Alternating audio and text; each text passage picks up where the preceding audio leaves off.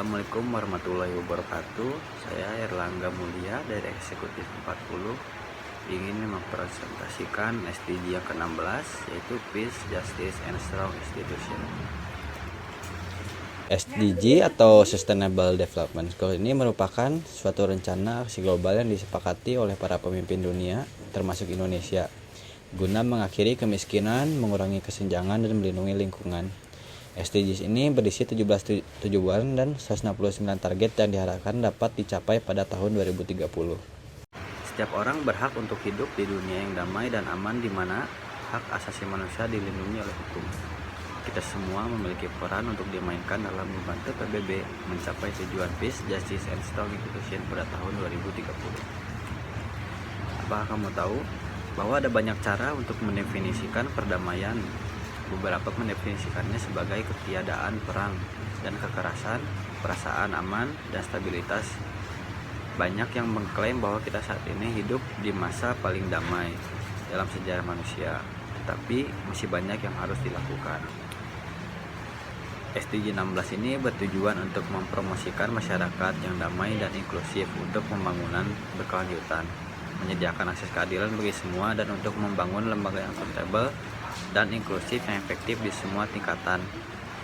SDG 16 ini memiliki 10 target atau subtujuan yang diukur menggunakan indikator yang menunjukkan seberapa banyak kemajuan yang telah dicapai negara sejauh ini. Tujuan sub-goals yang pertama ini mengurangi segala bentuk kekerasan dan angka kematian terkait di mana-mana. Yang kedua, mengakhiri pelecehan, eksploitasi, perdagangan manusia, dan segala bentuk kekerasan terhadap dan penyiksaan anak. Yang ketiga, mempromosikan supremasi hukum di tingkat nasional dan internasional. Yang keempat, pada tahun 2030 secara signifikan mengurangi aliran keuangan dan senjata gelap, memperkuat pemulihan dan pengembalian aset curian, dan memerangi semua bentuk kejahatan terorganisir. Yang kelima, secara substansial mengurangi korupsi dan penyuapan dalam segala bentuknya. Yang keenam, mengembangkan lembaga yang efektif, akuntabel, transparan di semua tingkatan. Yang ketujuh, memastikan pengambilan keputusan yang responsif, inklusif, partisipatif, dan representatif di semua tingkatan. Yang kedelapan, memperluas dan memperkuat partisipasi negara-negara berkembang dalam lembaga-lembaga pemerintahan global. Yang kesembilan, pada tahun 2030 memberikan identitas hukum untuk semua termasuk pencatatan kelahiran. Yang kesepuluh, menjamin akses publik terhadap informasi dan melindungi kebebasan mendasar sesuai dengan undang-undang nasional dan perjanjian internasional. Ini ada beberapa isu yang relate terhadap SDG 16. Menurut laporan yang dirilis oleh PBB, sekitar 100 warga sipil kehilangan nyawa mereka setiap hari dalam konflik bersenjata. 50% anak di dunia mengalami kekerasan setiap tahun. Setiap 7 menit di suatu tempat di dunia seorang anak dibunuh dengan kekerasan. Yang kedua, korupsi, penyuapan, pencurian, dan penghindaran pajak dapat merugikan negara berkembang sebesar 1,26 triliun per tahun.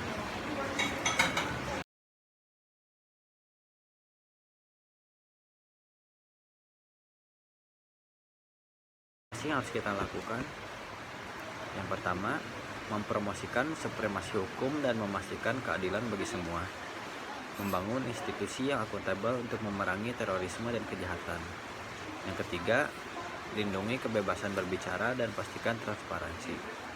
Yang keempat, mendorong pengambilan keputusan yang inklusif di semua tingkatan. Yang terakhir ini berdasarkan framework pada halaman 59. Yang pertama ada institutional arrangement, yang itu memberikan peraturan hukum yang tegas. Yang kedua ada market consumption. Yang pertama, meningkatkan kesadaran sejak dini dengan berlaku jujur dan amanah. Yang kedua, meningkatkan kesadaran sejak dini. Yang ketiga, kompetisi menciptakan lingkungan sekitar yang damai dan aman.